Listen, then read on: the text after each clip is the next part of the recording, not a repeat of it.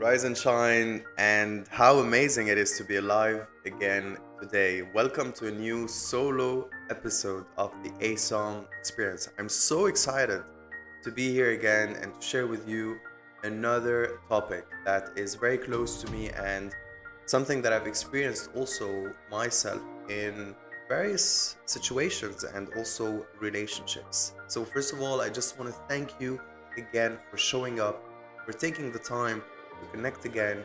And whatever you're doing, whether you're walking or cooking or at the gym or driving, just want to tell you, I see you, feel you, and I am with you. So thanks again. And let's jump into today's topic. I'm going to start off by asking you a few questions.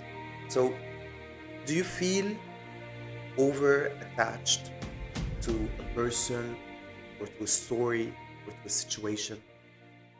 Are you feeling emotionally stuck in your relationship? And do you even know what is your attachment style? So, those three questions are very important to start by maybe feeling a little bit more aware of yourself and how are you positioned here. So, I'm going to give you just a minute, few seconds to look within you and ask yourself, do you feel over attached? Are you feeling stuck? And what is your attachment style? So let's break this down first of all. Attachment issues, or what's known as attachment wounds, are challenges that a person has with forming secure attachments in relationships, sometimes referred to as your attachment style. I took this from a study and an article that was around different attachment styles, and just to give you the accurate definition. Today, we have identified four major attachment styles. I'm going to run you through them very quickly just to have an overview. And the goal is not really to get into the psychology of these different styles, but just to give you, let's say, a certain level of awareness that allows you to position yourself better. So there are four major attachment styles. Number one is the secure attached, where the person feels balanced at most times, also feels secure and a higher level of self esteem through love and attention given by their partner. That's the first attachment style. The second is anxious, and the anxious is unstable. There is a high need for connection, and there is always a constant fear of being alone. Number three, the fearful avoidant. The fearful avoidant is known to have very low self esteem, hard to maintain relationships, and is always on a roller coaster, an emotional roller coaster.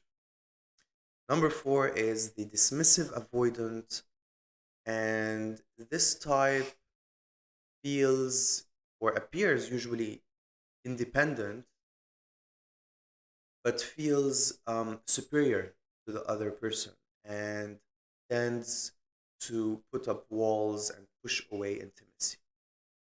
So it just ran you through first um, four major attachment styles. Maybe you're able to visualize a bit and see where do you fit. Maybe not, and that's totally okay.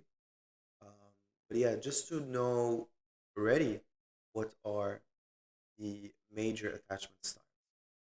Just before going into the tips and the healing, just want to really share with you a personal story and experience. And this is what I love bringing into the solo episodes is all these topics are inspired by, first of all, individual experiences that I had with within my previous relationships, and also through collective um, situations and stories that I hear and articles that I read. So, just want you to know that this topic is really very present today, and many of us are not even aware that we have attachment issues.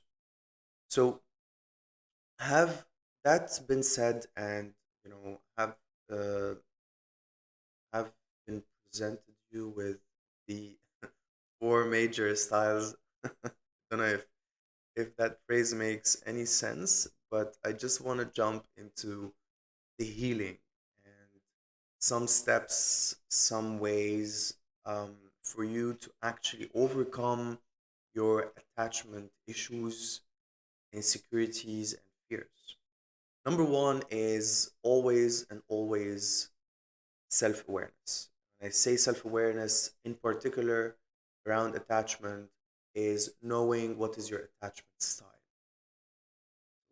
Have, because I've shared with you, after sharing with you the major attachment styles, can you already position yourself?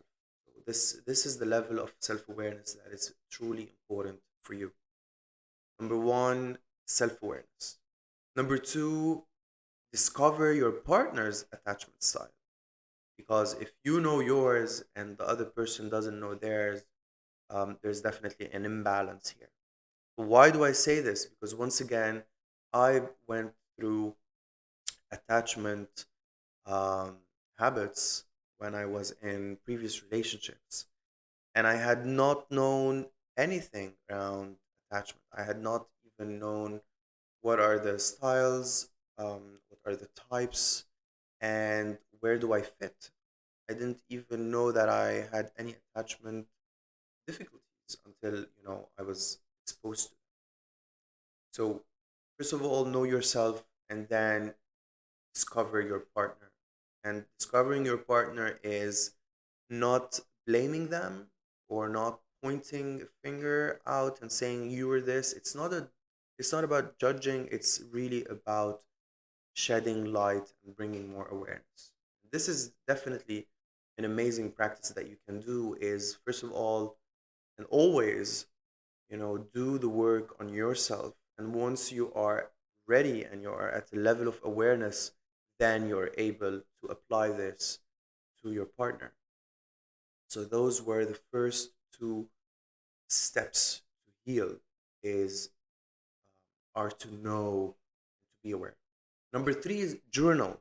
Journal and whatever emotions, whatever feelings you're going through around attachment, write them down. Write your feelings down and allow yourself to share these with you. Just by bringing them out and writing them down will give you a lot of space to think and to heal and to recover. And that's something that I've practiced also for the last few years is keeping a journal and always writing down my feelings, my emotions, especially when I'm in a relationship. That was number three. And number four is around triggers. What are the triggers? What are the causes of you being attached? What is showing up immediately when you're feeling attached? If you're feeling dependent or insecure through this attachment, just try to identify what has led you to that feeling. Is it something that happened during the day? Is it a word? Is it a gesture? Is it anything? It could be also your intimacy. Anything can affect you feeling um, attachment. So, what are the triggers? What are the causes, the roots that? But just identify them on a more present level. Number five, and this goes deeper than only triggers, find the wounds within you that lead to these reactions or these triggers. What are the wounds within you that make you attached?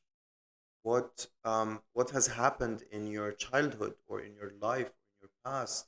Have you been abandoned? Have you been neglected? Have you been ignored? Um, there are so many reasons, but you know deep down what has happened. Find your wounds, and then once you find them, you are able to heal them. Number six, know your needs. What are your needs? What are your expectations? They always go along. They're not the same, but they go along. Your needs, um, besides your wishes, but what are your needs through that relationship? But first of all, what are your personal needs, regardless of the other person who's with you? And once you know your needs, um, then you're able to communicate. And this is number seven: practice clear communication on your needs. So, by sharing and telling your partner about your needs, that is a huge step for avoiding as well attachment without having said enough. So, communication needs are crucial. And last but not least, and this goes also with communication, share your limits and boundaries clearly and hold on to them. And when I say limits and boundaries are, once again, what is your capacity? How much are you willing to stretch in that relationship so that things work out? So this is really important. Um, and once that has been said and you're clear on your limits and boundaries, your partner is able to see you better and respect this, container that you've created for both. So that's truly, truly, truly. Those were the 8 tips and ways to heal. I want to give a big thank you to the studies that have been made. And I personally, do my best to apply these in my life. I'm far from being perfect, but I just want to say that the first step to any recovery or healing or solution is awareness and knowledge. And this is what we're trying to do together here, is to use this information as a medium for us to find better ways and to foster better relationships. So I hope this was useful. I would love to hear more from you around your attachment style. Have you found it? Are you aware of it? And what are the steps? Are you applying some of these tips around healing? Um, Share that with me. Share that with a friend. I would be so grateful. I'm gonna run you again to the 8 steps, and then I will thank you. And this will be the end of this episode. So number one is self-awareness. What is your attachment style? Number two, discover your partner's attachment style. Three, journal. Four, what are your triggers? Five, find your wounds. Six, know your needs. Seven, practice clear communication on your needs. And number eight, communicate and hold on to your limits and boundaries. That was it for today and our topic on how to overcome attachment. And I hope this has helped you. And once again, thank you again for taking the time. Um, and I wish you an amazing day or night wherever you are. See you next week.